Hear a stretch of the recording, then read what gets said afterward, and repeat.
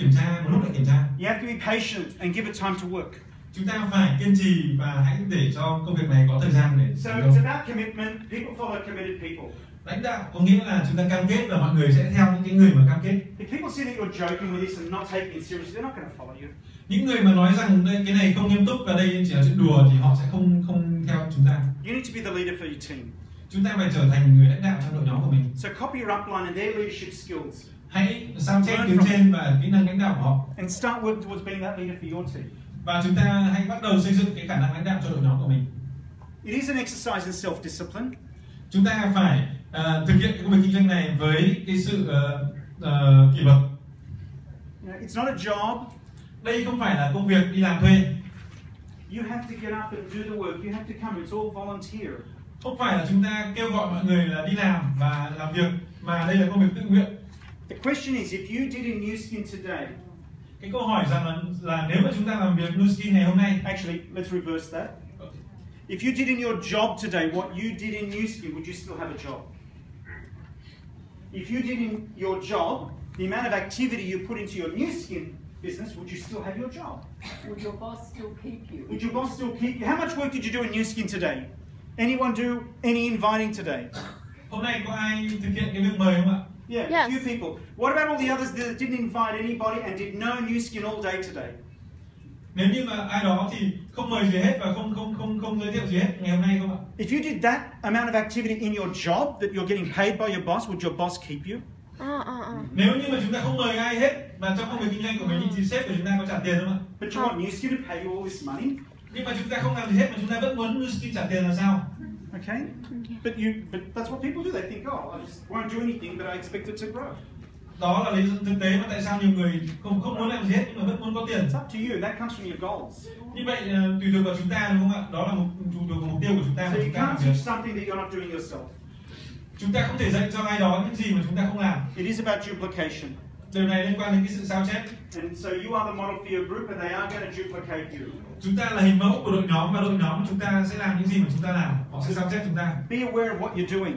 Chúng ta hãy quan tâm và hãy để ý đến việc chúng ta làm. When you turn up late. Nếu như chúng ta đến muộn. You're their leader and you turn up late. Chúng ta là người lãnh đạo và chúng ta đến muộn. Turn up early. Thì chúng ta không được, chúng ta phải đến sớm. When you've got guests or no guests. Nếu chúng ta có khách hay không. When you come to trainings. Thì chúng ta vẫn phải đến cái buổi đào tạo. When you fall asleep in the room. Nếu như chúng ta có ngủ gật, nếu chúng ta ngủ gật ở trong cuộc họp, ở giữa cuộc họp, and your team or your guest is looking at you thinking, and you want me to join with you, and you're telling me how nếu excited chúng ta ngủ gật ngủ mà không tập trung thì đội nhóm của chúng ta, khách của chúng ta sẽ nhìn và họ sẽ nói những gì. If your group did today what you did, nếu như đội nhóm của chúng ta làm những gì mà chúng ta làm, would your business be growing? Thì công việc của chúng ta có tăng trưởng không? That's a really good one to remember. Chúng ta phải nhớ điều này. So your downline is a reflection of you. Như vậy ở tuyến dưới sẽ là hình ảnh phản chiếu của chúng ta. Okay. Now duplication happens in all forms. Cái sự sao chép thì nó diễn ra ở mọi hình thức. There's good duplication and bad duplication. Có cái sự sao chép tốt và cái sự sao chép xấu. We want good duplication. Chúng ta muốn cái sự sao chép tốt nó giống như thế này. You want to make sure the person way down your organization is doing the same things you're doing, and so you know it's being taught through the system all the way through. Chúng ta muốn rằng là cái người tuyến dưới ở rất là sâu trong đội nhóm của chúng ta làm những việc tương tự như chúng ta, giống hệt như chúng ta. But there's also bad duplication. Nhưng mà cũng có những cái sự sao chép không tốt. And sometimes it looks like it does look like this. Một số những trường hợp giống như thế này. This is you. Đây là bạn. And you introduce somebody who refuses to listen to you. Và chúng ta giới thiệu ai đó mà người đó không muốn nghe chúng ta. Have you had this happen? Chúng ta có điều này xảy ra không với mình không? Yes. Yes. If it doesn't happen to you, it will happen. Nếu như điều này chưa xảy ra thì nó sẽ xảy ra. We're in the people business. Đây là công việc liên quan đến mọi người. And remember, to be a good leader, this one has to be a good follower. Bởi vì nếu mà muốn trở thành lãnh đạo thì người này phải là người đi theo trước đã. And because they're not following, bởi vì họ không theo chúng ta, they can't lead. Thì họ không thể lãnh đạo được.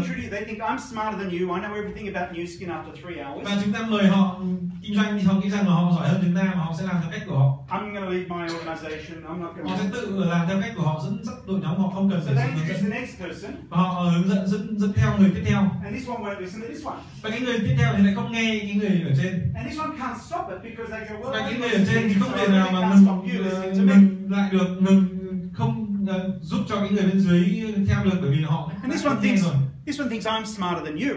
Những cái người thứ ba này nghĩ rằng họ thông minh hơn. I know they've all made 20 million, but I know an even quicker shortcut, even though I know nothing about Tôi biết this. rằng phía trên làm được 20 triệu đô nhưng mà tôi sẽ làm nhanh hơn.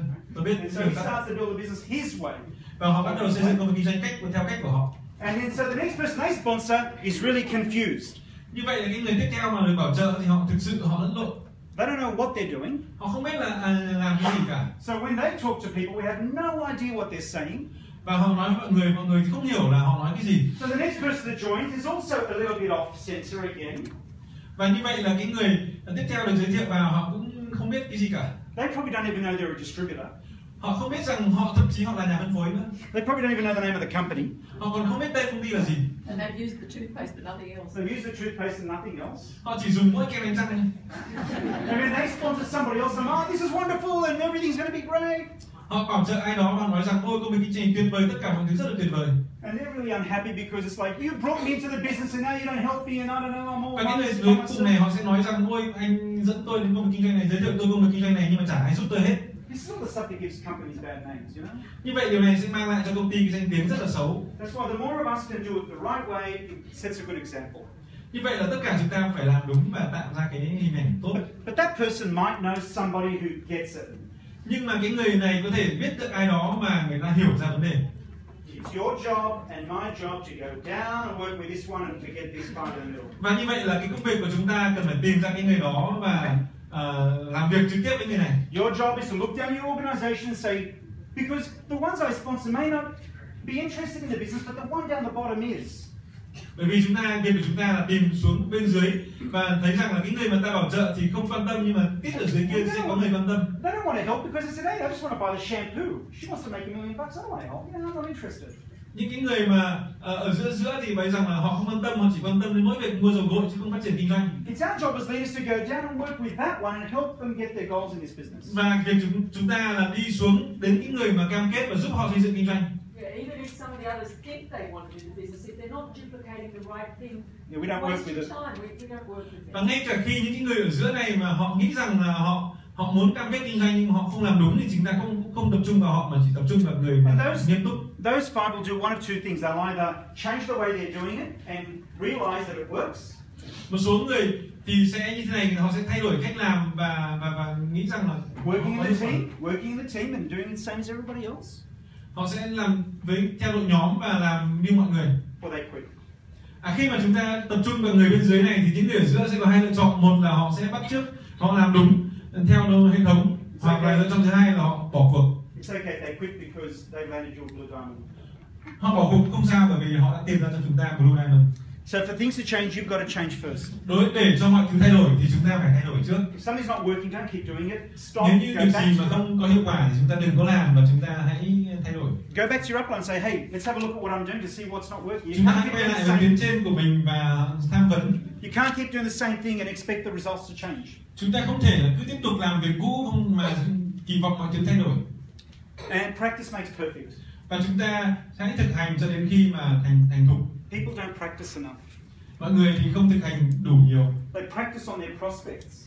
Họ thực hành với một vài người ứng viên. You want to practice at home, practicing inviting and then do the number 11 invite. Practice in the mirror. Practice in the mirror. Practice in the mirror. Thường thường mọi người cũng muốn thực hành ngay với ứng viên, nhưng mà thực ra chúng ta phải thực hành ở nhà trước, thực hành trước gương. Practice with your family. Practice Thực hành với người trong gia đình, thực hành với tuyến trên.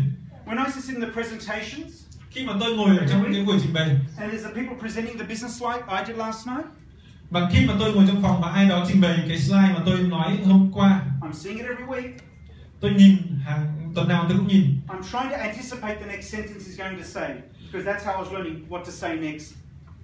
Và tôi sẽ học từng từ một và tôi đoán được rằng là từ tiếp theo là gì, bởi vì tôi muốn học bằng cách nào. We thought if we want to be really good at this and be like those guys, we've got to get good at this business. Và chúng ta sẽ muốn chúng ta muốn đứng trên này và chúng ta muốn thực sự tốt trong công việc kinh doanh này, chúng ta phải học. We took it seriously. We took it seriously. Và chúng tôi rất là nghiêm túc trong công việc này. So remember, this business will treat you like you treat it. Hãy nhớ rằng là công việc kinh doanh này sẽ đối xử với bạn như cách mà bạn đối xử với nó. So be consistent with your daily actions. Hãy nhất quán với công việc hàng ngày của mình. Try not take any shortcuts. Đừng có làm những cái bước tắt. There are 10 and $20 million circle members that have figured out every fastest way to do this, and if they thought there was a faster way, they would have told us what it is. Sẽ đã có những cái người thành viên hàng chục triệu đô la người ta đã nghĩ ra rồi, và nếu như có cách nào nhanh hơn thì họ cũng sẽ chỉ cho chúng ta thôi. So in summary, make a commitment and the decision to be patient. Như vậy là Give it time để to tổng work. kết lại là chúng ta cần phải có cam kết và phải kiên trì. Decide to be a leader in the Hãy business. quyết định là trở thành người lãnh đạo trong công việc kinh doanh này. Because it is about leadership development. Đây là liên quan đến cái việc phát triển khả năng lãnh And we đạo. were very slow to become leaders. Chúng tôi trở thành lãnh đạo một cách rất là chậm chạp. Now, George was an amazing leader. We had other great leaders coming up, and we. Và cái người tôi bảo trợ ra là George thì anh ta rất là nhanh chóng. And if there's any one mistake that we made we sort of stands out, Cái lỗi lớn nhất của chúng tôi ấy là chúng tôi đã đứng ra is we didn't step up and be leaders quickly enough. và không để cho và chúng tôi đã không đứng ra trở thành lãnh đạo đủ nhanh. Now we all step up and be leaders when we're ready to be leaders. We can't force somebody to be a leader. Nhưng mà chúng ta không thể là ép buộc ai đó trở thành lãnh đạo. But if you recognize that is something, because of what I'm saying, that leadership is something that's really important here, try and work on it to be a leader as soon as you Nhưng mà can, because khi mà you'll be chúng ta the đã nghe rằng tôi beneficiary. nói rằng công việc này liên quan đến cái sự lãnh đạo thì chúng ta hãy nên tập trung vào làm việc chăm chỉ và trở thành lãnh đạo càng nhanh càng tốt. It's not about you being the best leader in your team, but be a leader amongst all the other leaders. Chúng ta không nhất thiết là trở thành người lãnh đạo giỏi nhất, nhưng mà chúng ta hãy trở thành người lãnh đạo trong số những người lãnh đạo. Be coachable and duplicate. Hãy sẵn sàng học hỏi và sẵn sàng sao chép. I use the same slides that you use. Tôi cũng dùng đúng cái slide mà mọi người dùng. I just download the latest one from the OTG website in America. Tôi chỉ lên trang web của OTG ở Mỹ và đã tải xuống và dùng thôi. Good enough for them, good enough for me. Nếu như mà cái đó đã tốt cho mọi người thì cũng tốt cho tôi. Always read your goals, remember why you started. Luôn luôn đọc những cái mục tiêu của mình và nhớ về lý do tại sao chúng ta làm new skin. Have written goals. Chúng ta hãy viết ra mục tiêu của mình. Take massive action, do lots of inviting. Chúng ta hãy làm việc một cách rất là chăm chỉ, làm thật nhiều và làm thật nhiều cái việc mà mời khách. When someone tells me their business isn't growing, the first question I ask is how many people did you invite today? Nếu như mà mọi người ai đó nói với tôi rằng công việc kinh doanh họ không phát triển thì câu đầu tiên tôi hỏi họ là bao nhiêu Maybe người they say đã mời đến hôm nay. none, Họ or nói rằng là one, không, hoặc là or một, two. hoặc là hai người. I say that's your problem. Tôi nói rằng đây là vấn đề của họ. Fix that Vấn đề and của fix bạn the đó. rest. Hãy giải quyết đi. We were doing 10 to 15 invites every day. Chúng tôi thực hiện cái 10 đến 15 lần mời khách một ngày. Okay, we're trying to book at least 2 appointments, 3 appointments a day. Thường thường chúng tôi cố gắng Personal. là hẹn cá nhân từ 2 đến 3 cuộc hẹn một ngày. Yeah, we didn't want to take a long time. We want to say, hey, why do we want to drag this process out? Why don't we do this as quickly as we can and we Tại can go sao enjoy chúng ta life? phải kéo dài thời gian thành công? Chúng ta có thể làm công việc càng ngắn càng tốt chứ. And also be a team player. Chúng ta hãy làm việc với tinh thần đồng đội. You can't do this business by yourself. Bởi vì chúng ta không thể làm công việc này một mình. Okay, we need a team around us. Chúng ta cần phải có đội nhóm với chúng ta. Okay, that's why the whole OTG setup is there, so that you can send people to a meeting in Sydney and know that it's going to be the same information. Đó là lý do tại sao mà chúng ta có đội nhóm OTG và chúng ta có thể ở khắp nơi và mọi người đều biết là tất cả đều To try and do this so that you can't be. When I'm here, I'm not in Sydney. When I'm in Sydney, I'm not in Europe. And when I'm not in Europe, I'm not Tất here. nhiên là khi mà tôi ở đây tôi không thể ở Sydney, và tôi ở Sydney tôi không thể ở châu Âu. Mỗi người chỉ có một thời điểm thôi. Ở đâu đó tại một thời điểm chúng ta cần phải có sự hỗ trợ. And what we mean by team player as well is, you know what, don't just leave it to the same people to set up the videos or the slides or the chairs or clean up afterwards. Be a participant in that leadership team. Và khi mà chúng ta đã tham gia vào đội nhóm ấy, thì chúng ta hãy cùng nhau chia sẻ mỗi người một việc. Okay? That's committing, that's helping and supporting. Đó là cái sự cam kết và giúp đỡ mọi người. It means when there's a meeting on, you go and attend and fill the room up and create the energy. Và khi mà chúng ta đã tham gia vào hội họp ấy, thì chúng ta hãy tạo ra năng lượng, cùng nhau tạo ra năng lượng. And just remember that every expert was once a beginner. Hãy nhớ rằng tất cả những chuyên gia thì đều bắt đầu là một người mới. Every single one of us in whatever job we had before New Skin, we didn't know how to do that job. We were taught when Tất we cả mọi were. người chúng ta đối với bất cứ công việc gì và khi chúng ta bắt đầu thì chúng ta đều không biết làm việc đã. We all had our first day at the office. Chúng ta luôn luôn có ngày đầu tiên đi làm. The doctor had his first operation or the first lesson. The engineer did, the Bác sĩ pilot giỏi did, nhất the có lawyer ngày đầu did. tiên phẫu thuật, người kỹ sư giỏi nhất có lần đầu tiên. The receptionist in the office here did, the security guard did, Ai cũng như vậy, người lễ tân, người bảo vệ đều như vậy. the taxi driver did. When you got your driver's license, when you learned another language, Lái xe cũng vậy, bằng lái xe hoặc là chúng ta học cái ngôn ngữ mới đều có ngày đầu tiên. it all started from zero. Chúng ta đều bắt đầu bằng con số 0. Every Blue Diamond, every team elite has a sponsor. Tất cả Blue Diamond, tất cả Team Elite đều có người bảo trợ. You don't have to be a superstar, just sponsor the superstars. Chúng ta không cần phải thành siêu sao mà chúng ta chỉ cần bảo trợ ra siêu sao. Okay? You don't have to be that superstar. Don't think I've got to be like them. Just sponsor them. They're waiting to be Tất sponsored. nhiên là chúng ta không cần phải bắt chước một người team elite hoặc là người siêu sao, mà chúng ta nghĩ rằng chúng ta hãy bảo trợ ra người siêu sao. They were all doing something, engineering, real estate, whatever. They all had their first presentation. They all had somebody call them and say, you want to look at Trước it? đây họ đều làm cái việc gì đó, đều là bất động sản hoặc là kỹ sư, nhưng mà họ đều có lần đầu tiên được ai đó gọi điện và mời. We all sat in that chair. Chúng At ta some point, chúng ta đều ở trong con đường đó tại một thời điểm nào đó. and the only difference between them Cái sự khác biệt duy nhất giữa or họ anybody và bạn else is they just made a choice to say, yes, I'm going for it, and that's why they're at the front of the room. cái sự khác biệt duy nhất là gì, là họ đã đưa ra quyết định là họ sẽ làm và họ sẽ quyết định là sẽ thành công. It's not magic.